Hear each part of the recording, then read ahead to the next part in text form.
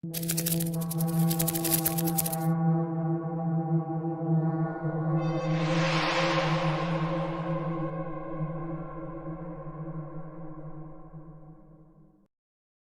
오늘 사연은요. 한 시골 마을에서 벌어진 끔찍한 치정 사건이라고 하는데요. 세차한자님께서 굉장히 아끼던 동생분에게 일어난 일이고요. 그 동생분에게 들었던 이야기를 지금부터 들려주신다고 합니다. 그럼 어떤 이야기인지 지금부터 한번 들어보겠습니다. 이번에 들려드릴 얘기가 제가 이제 시참했을 때 저희 아버지랑 살 때 제가 어릴 때 있었던 일인데 이제 6살, 7살 때 있었던 일인 것 같아요. 제가 살고 있던 집에서 이 동생이랑 저랑 거리가 아기 때 걸음으로 한 10분? 15분? 그 정도 걸어가면 있는 나름 가까운 거리였어요. 그리고 이쪽 부모님이 제가 기억하기로 저희 엄마랑 그 동생 어머님이랑 또 동창이셨고 저희 아빠랑 이 동생 아버지랑은 같은 공장의 회사 동료였어가지고 되게 상당히 자주 가깝게 지내던 그런 사이였어요. 어느 날 이제 혁수가 울면서 저희 집에 오더라고요. 그때 시간이 저녁 언저리쯤으로 기억해요. 밤이 오기 전이었던 것 같으니까. 그래가지고 막 울면서 저 멀리서 혁수가 오는 게 보이길래 막 가가지고 이제 얘기를 했어요. 왜 또 부모님들 싸우시니? 그랬더니 막 싸운다고 그러면서 울면서 저한테 오길래 그럼 일단 집에 부모님은 없는데 일단 집에 들어와서 나랑 있자 이랬어요. 왜냐면은 저희 그런 일이 자주 있었기도 했고 혁수를 거의 친동생처럼 생각하고 지냈거든요.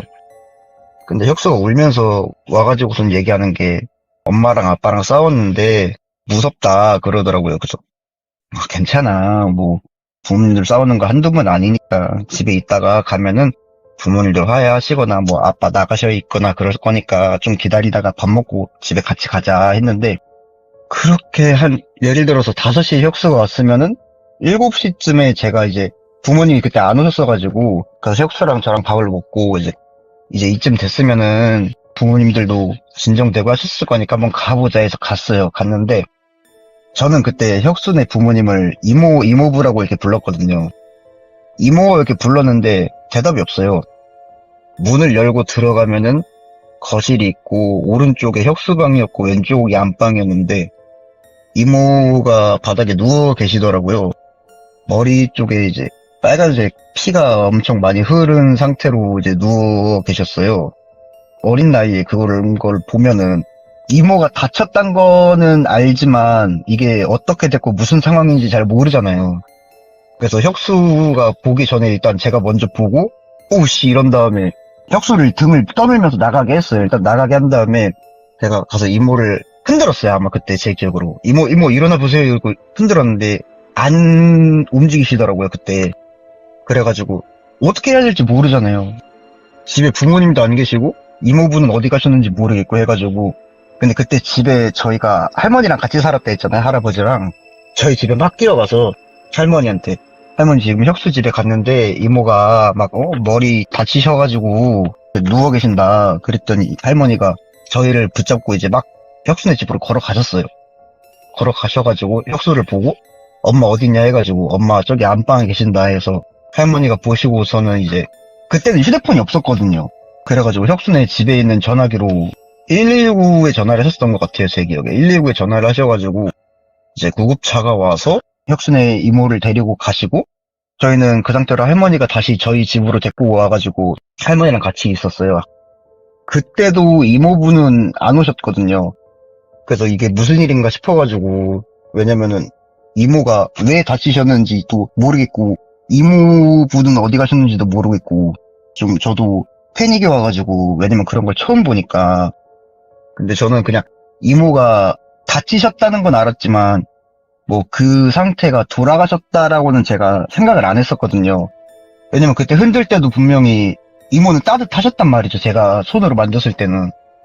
그래가지고 이제 시간이 조금 더 지나서 부모님이 집에 오셨어요. 처음에 엄마 혁수 집에 갔는데 이모가 뭐 어떻게 다치셨는데 지금 병원에 실려 가셨다 이렇게 얘기를 하니까 엄마가 뭐 어떻게 다치셨고 그런 걸 물어보는데 상황은 저희가 모르니까 아니 그냥 혁수가 아빠랑 싸우는 것 때문에 우리 집에 왔는데 가봤더니 이모가 그러고 있어서 할머니 모시고 가서 신고를 했다. 신고를 해서 이제 병원에 모시고 갔다. 이렇게 얘기를 들었어요. 그랬더니 엄마는 아무래도 친구기 때문에 어디 병원이냐고 할머니한테 여쭤봤나 봐요. 그래서 병원으로 가셨고, 이제 아빠는 이모부를 찾는다고 이제 집에 오셨다가 나가시고, 저랑 혁수랑 집에 있다가 저희는 이제 잠이 들 때까지 부모님이 안 돌아오셨거든요.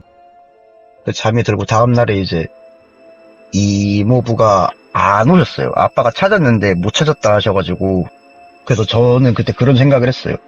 이모부가 이모를 뭐 때려가지고 뭐 이모가 잘못되게 만들었나 보다 그 생각을 했었는데, 그러고 나서 한 이틀 정도 더 있었던 것 같은데 혁수가 저희 집에, 왜냐면 집에 엄마도 안 계시고 이모부도 안 계시기 때문에 저희 집에서 같이 있었는데, 혁수가 되게 좋아했어요 그때 제 기억으로. 왜냐면은 엄마가 병원에 간 건 병원에 간 거지만 애가 아직 어리기 때문에 저랑 같이 있을 수 있다는 것도 좋았고, 또 부모님 싸우는 거를 안 볼 수 있어서 되게 좋아했던 기억이 있거든요. 그래가지고 그렇게 있다가 한 이틀인가? 3일인가 있다가 이모부가 저희 집에 오셨어요. 집에 오셔가지고서 이제 혁수한테 얘기를 하면서 데리고 가시더라고요. 그래서 제가 물어봤어요. 이모는 괜찮으시냐고 물어봤더니 뭐 말씀 없이 그냥 혁수만 데리고 가셨어요. 그래가지고 그렇구나 이랬는데, 그러고 나서 한 2달인가를 혁수를 아마 못 봤던 것 같아요. 저희 집에 놀러 오지도 않았고, 이제 부모님들끼리 만나지도 않았고, 그러다가 혁수네 이모부가 저희 집에 한번 오셨는데 이사를 간다 그러시더라고요. 아, 그렇구나 이러고, 그럼 혁수 못 만나는 거야? 이렇게 물어보니까는, 아니 뭐 나중에 놀러 올게 이렇게 말씀을 하시고서는 이제 이사를 가셨어요.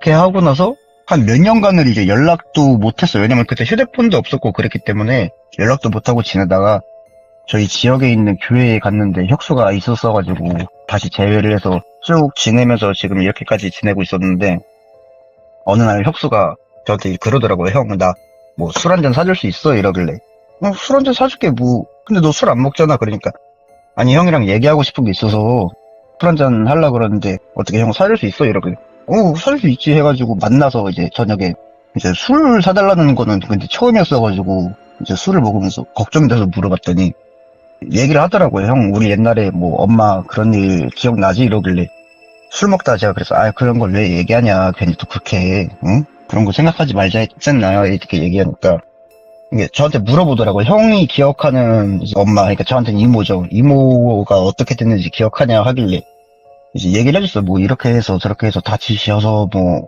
잘못되신 거 아니냐 이렇게 얘기를 했더니, 형도 그렇게 기억하고 있지? 그러더라고요. 그래서 그렇지, 그게 맞잖아 그랬더니 이제 술을 한 잔 딱 들이키더니 아니라 그러더라고요. 그래서 뭐가 아니야?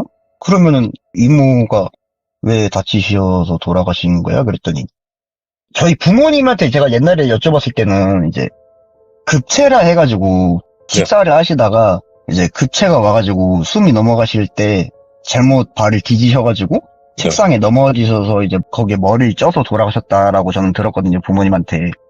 그래서 저는 여태까지도 그렇게 알고 있었는데 혁수가 얘기를 하기를, 알고 보니까 사건이 이모랑 다른 내연남이 있었대요. 그러니까 불륜이죠, 한마디로. 그거는 뭐 알고 싶지도 않고 몰랐는데, 그걸 잘 숨겨서 잘 지내셨으면 괜찮았는데 이제 그거를 이모부한테 들키신 거죠. 들키셔가지고 원래도 자주 싸우셨지만은 그때 불륜인 걸 들킨 것까지도 이모부가 참으셨대요. 참으셨는데 알고 보니까 그것 때문에 돈도 되게 많이 쓰셨고, 또 저는 여태까지는 이모부가 되게 나쁜 분이다라고 기억을 하고 있었거든요. 생각을 하고 있었고. 그랬는데 알고 보니 이모가 도박빚도 엄청 많아서 이모가 돌아가셨을 때 그 도박빚이랑 뭐 이것저것 채무 관련해가지고 그것 때문에 이제 집을 팔고 이사를 하신 거였고, 알고 보니까. 그렇게 해가지고 이사를 갔고, 이제 이모가 돌아가신 거는, 그건 제가 본 적이 없으니까 모르겠지만 혁수 얘기로는 아빠랑 뭐 몸싸움을 하다가 아빠가 이렇게 탁 밀었는데 이모가 넘어지면서 책상에 모서리에 머리를 박고 이제 쓰러지셨는데, 이모부가 사람이 갑자기 머리에서 막 피가 그렇게 울컥울컥 나오니까 본인도 놀라셔가지고 이제 도망을 가셨다 그러시더라고요. 이 좁은 동네에서 도망가봐야 금방 잡히거든요. 그래서 잡히셨대요. 잡히셔가지고 이제 재판까지 가셨는데, 이제 뭐 초범이고 이제 또 불륜이나 그런 상황이라던가 또 고의성이 없고 그런 걸로 해가지고 뭐 실형은 살지 않고 이제 집행유예가가 나오셨다고 들었었는데, 혁수 얘기로 그래서 그때 집행유예를 받고 이제 저희 집에 오셔가지고서 이제 혁수를 그때 데리고 간 거였고, 그래서 그 얘기를 듣고 혁수한테 할 말이 없더라고. 왜냐면은 그 얘기를 듣고 제가 뭐, 아, 나 사실 원래는 되게 이모부가 나쁜 사람인 줄 알았다 이렇게 얘기 못 하니까 그 얘기를 듣는데, 저는 제 인생도 되게 기구하다 생각했는데 이제 혁수 얘기를 들어보니까 저는 그래도 이제 그런 상황에서 이제 잘 이겨내가지고 지금 이제 행복하게 이제 지내고 있지만 혁수는 그게 아니고 계속 아버지랑만 지내면서 돈도 혁수가 벌어가지고 지금 아버지 뭐 생활비라던가 그런 것도 보태주고 있는데, 그래가지고 제가 그랬죠. 만약에 돈 필요한 거 있으면 얘기를 해라. 형이 뭐 힘 닿는 데까지는 도와줄 테니까. 그랬더니 아예 그런 거 필요 없고 그냥 저한테는 얘기를 해주고 싶었대요. 왜냐면은 그러니까 제가 이모부를 볼 때마다 표정이 좀 안 좋았던 건 사실이거든요. 왜냐면은 만약에 이모부가 그런 일을 안 했으면은 그래도 혁수가 엄마랑 같이 이렇게 그래도 나름 행복하게 지낼 수 있지 않았을까 그런 생각을 했었는데 제 생각이 짧았던 거죠. 그러니까 너무 편견적으로 생각을 했어가지고 잘못 생각을 했었던 건데, 제가 이걸 유튜브에 올린다고 말을 하니까 혁수도 그러더라고요. 본인이나 아니면 이런 상황에 있는 사람들도 지금 이렇게 살아가고 있으니까 지금 이거 시청하시는 분들이나 아니면 듣고 계신 분들을 본인 같은 상황에 있으시면은 포기하지 말고 살면은 그래도 죽으란 법은 없으니까 이런 사람도 살아가고 있으니까 용기 내서 살아가란 말 전해주고 싶다 하더라고 혁수가. 제 인생에서 그래도 나름 뭐랄까 돌아가신 분을 제 앞에서 눈으로 처음 본 게 그때가 처음이었어가지고, 그러니까 그 당시엔 무섭진 않았는데 지금 이제 좀 나이를 먹고 생각해보니까는 무섭다라기보다 조금 트라우마 같은 게 생긴 이야기였어가지고 경험이고, 정말 시청자분들한테 말씀드려보면 나름 그래도 무섭다기보다 조금 반전 있고 그런 얘기여서 들고 나와봤습니다. 네, 세차한자님 이야기 잘 들었습니다. 동생분도 차마 이런 얘기를 꺼내기가 쉽지 않았을 건데, 마음의 상처가 크시겠지만, 그래도 잘 이겨내고 지낸다고 하시니까 정말 다행인 것 같습니다. 그리고 그 장면을 목격한 세차한자님도 평생 그런 기억은 지우지 못하실 것 같아서 좀 안타깝고, 또 한 가정이 이렇게 산산조각 나는 얘기를 들으니까 많이 씁쓸한 감정이 드는 그런 사연인 것 같습니다. 끝까지 시청해주신 여러분 감사드리고요. 지금까지 괴들남이었습니다.